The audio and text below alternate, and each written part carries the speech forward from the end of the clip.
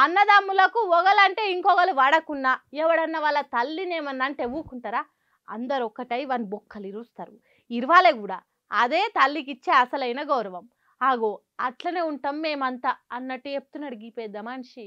हमारी सरकार ने कह दिया कि हम अपने इंटेंडेड ऑब्जेक्टिव्स को हासिल कर लिए. अगर आप एस्केलेट करेंगे तो हम पीछे नहीं हटेंगे. हम इस वतन में हमारी माँ की पेट से इस वतन में पैदा हुए और जब इंशाअल्लाह ईमान के साथ हम जाएंगे इस दुनिया से तो हम इसी वतन की आगोश में जाएंगे. इस्लाम का नाम ले रहे हैं. अरे तुम मुबारक महीने में कैसा तुमके इस्लाम का नाम लेके तुम बच्चों को मार दिए. ఇన్నరా ఎంఐఎం పార్టీ పెద్ద మనిషి అక్బరుద్దీన్ ఓవైసీ ఏమంటున్నాడో? ఇస్లాం మతం పేరుతోని చిన్న చిన్న పిల్లలను అమాయక జనాలను చంపుతున్నారు. అసలు ఇస్లాం మతంలోనే అట్లా చేసుడు లేదు. మనిషి అమ్మ కడుపుల నుంచి భూమి మీద పడినప్పటి నుంచి ఆ అల్లా తీసుకొని పోయేంత వరకు ఎవ్వరు చంపొద్దు. పుట్టిన ప్రతి మనిషి ఈ భూమి కోసమే బతకాలి.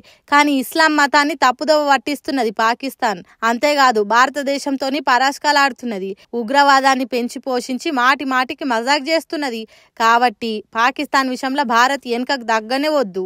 మేము సర్కార్కు సంపూర్ణ మద్దతు ఇస్తున్నాం అన్నట్టు మాట్లాడిండు. దేశానికి ఆపదొచ్చినప్పుడు మతాలు, పార్టీలు, పగలు, ప్రతీకారాలన్నీ పక్కకు పెట్టి భారత మాత కోసమే కొట్లాడాలి అన్నట్టు చెప్పిండు. అట్లనే ఇస్లాం అంటే సంపుడు కాదు, 10 మందిని బతికిచ్చుడు అన్నట్టు చెప్పిండు. మరి అంతే కదా, ప్రపంచంలో ఎన్నో ఇస్లాం దేశాలున్నాయి. అంతటి ఇట్లనే చేస్తున్నారా? ఈ దునియాలనే ముస్లిం ప్రజలు ఎక్కువ ఉన్న దేశం ఇండోనేషియా. అక్కడ ఇసొంటి లొల్లులు ఏమన్నున్నాయా? అన్ని మతాల దేవుళ్లకు పూజలు చేస్తారు. మేమే ఉండాలి, మేమే బతకాలన్నట్టు ఉగ్రవాదులై ప్రపంచాన్ని నాశనం పట్టిస్తున్న ఈ పాకిస్తాన్ దేశమే ఎందుకు ఇట్లా చేస్తున్నదో ఏమో అందిడుతున్నారు ఓవైసీ మాటలు ఇన్న జనాలు. ఇప్పుడు దేశం అంతటా ఒక్కటే ముచ్చట, ఆపరేషన్ సింధూర్ పాకిస్తాన్ ఇండియా నడుమ యుద్ధం. ఇది తప్ప కడమ పనులన్నీ పక్కకు పెట్టిర్రు. ఎందుకంటే అమాయకులను చంపిన ఆ పాకిస్తాన్ బడవేగాల భరతం పట్టుడే లక్ష్యంగా పెట్టుకుంది సర్కారు.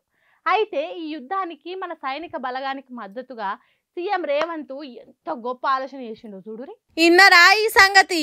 మన సీఎం రేవంత్ రెడ్డి ఓ గొప్ప ఆలోచన చేసిండు.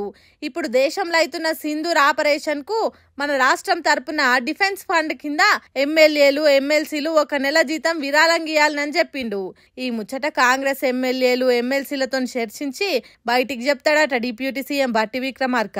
ఉత్త కాంగ్రెస్ పార్టీలే కాకుండా వేరే పార్టీ లీడర్లు కూడా ముందుకు రావాలని కోరిండు సీఎం రేవంత్ రెడ్డి.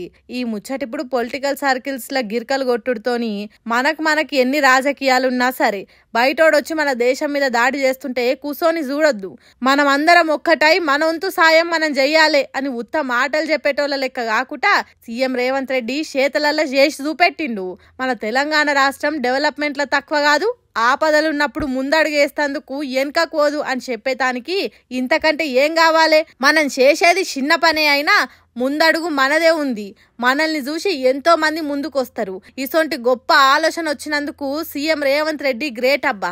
కాబట్టి పార్టీలను, కొట్లాటలను, కీసులాటలను కొన్నొద్దులు పక్కకు పెట్టి సీఎం సార్ చెప్పినట్టు అన్ని పార్టీల లీడర్లు ఓ చెయ్యేస్తే మంచిగుంటది అని మాట్లాడుతుర్రట అంతా.